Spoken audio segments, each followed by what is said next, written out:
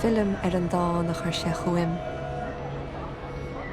Faoi air a hiúlann timpeall sráidin a bhleat lia.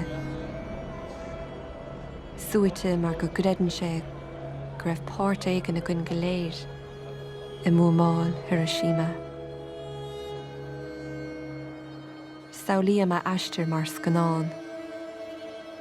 Tugam cuairtear na síomhanna agus duinem iirecht fuidim fiisiúil a chrathú. Din méid a scríg sé, din méid a bhrá sé.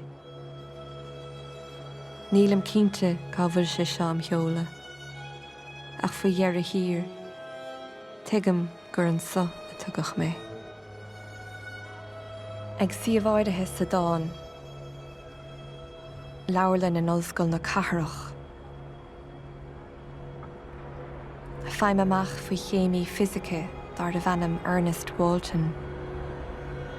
Brunach dúis Nobel Tis go raibh sé I measc siú de scoilteann tadamh a gcéadúir.